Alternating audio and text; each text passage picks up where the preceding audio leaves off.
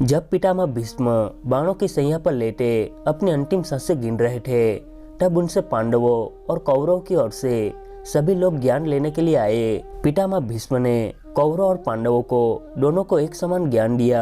इसके बाद सभी लोग एक एक करके वहां से चले गए। सभी लोगों के जाने के बाद कर्ण भी भीष्म से मिलने आए। उन्हें इतने दर्द में देखकर कर्ण की आंखों से आंसुओं की धारा बहने लगी। कर्ण ने कहा, आंखें खोलिए पितामह, मैं कर्ण आपसे मिलने आया हूँ। मेरा सारा जीवन आपकी आंखों में खटकता रहा, आज मैं आपके दर्शन के लिए आया हूँ। कर्ण को देखकर पितामह भीष्म भाव विभोर हो गए।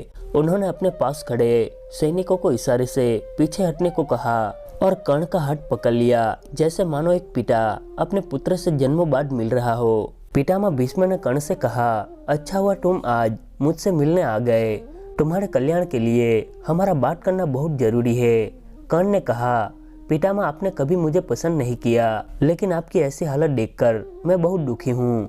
मैं युद्ध के लिए आपसे आज्ञा लेने के लिए आया हूँ, क्योंकि मैं आपकी आज्ञा के बिना युद्ध भूमि में जाना नहीं चाहता। भीष्म बोले, कर्ण आज मैं तुम्हें तुम्हारे जीवन का बहुत बड़ा रहस्य बताने जा रहा हूँ। कर्ण ने आश्चर्य से उनकी तरफ देखा और कहा, कैसा रहस्य पितामह? भीष्म बोले, कर्ण तुम एक सूत पुत्र नहीं बल्कि सूर्य पुत्र हो।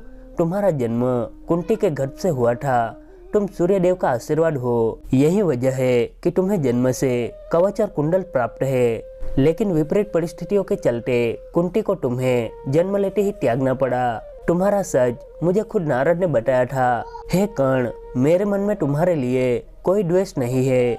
मैं जो तुम्हें कटु वचन कहता था वो इसीलिए नहीं कि मैं तुमसे घृणा करता था, बल्कि इसीलिए क्योंकि मैं तुम्हारे उत्साह और बल को खत्म करना चाहता था। इसकी वजह ये थी कि तुम दुर्योधन के उपसाने पर कभी कभी अनावश्यक ही पांडवों से भिड़ने लगते थे। मैं हमेशा अपने परिवार में बढ़ रही लड़ाई को कम करने की कोशिश में लगा रहता था।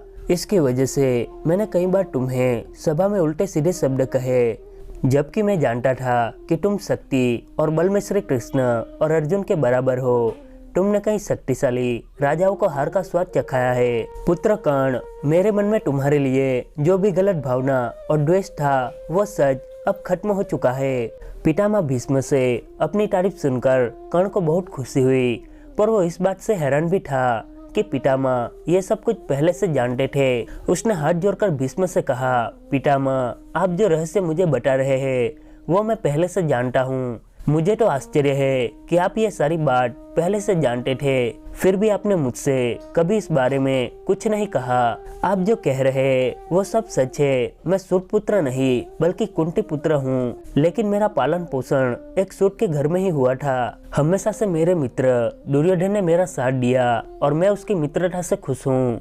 उसने मुझे तब सम्मान दिया जब सभी लोग मुझे सूत पुत्र की नजर से देखते थे और मेरा अपमान करते थे। इसलिए मैंने उसे ये वचन दिया था कि अब से उसके सारे शत्रु मेरे भी शत्रु होंगे और मैं अंतिम सांस तक उसका साथ निभाऊंगा। जिस तरह श्री कृष्ण सब कुछ जानते हुए भी पांडवों का साथ दे रहे हैं, ठीक उसी तरह मैं अपने मित्र दुर्योधन का साथ दूंगा, क्योंकि मेरा सारा जीवन उसका ऋणी है। मुझे पता है कि श्री कृष्ण के रहते पांडवों का पलड़ा हमेशा भारी रहेगा, लेकिन फिर भी मैं अपने आखिरी सांस तक अर्जुन से युद्ध करूंगा। इसलिए आप मुझे आज्ञा दे कि मैं युद्ध भूमि में अपना संपूर्ण बल और शक्ति के साथ अपना पराक्रम दिखा सकूं। भीष्म बोले, कर्ण मैं तुम्हें आज्ञा देता हूँ कि तुम स्वर्ग प्राप्ति की इच्छा से ये युद्ध करो और तुम जो चाहते हो वो तुम्हें जरूर प्राप्त होगा। इसके बाद भीष्म पितामह की आज्ञा पाकर कर्ण वापस चला गया और उसे पता चल गया कि उसके जन्म से जुड़ा रहस्य पितामह पहले से ही जानते थे,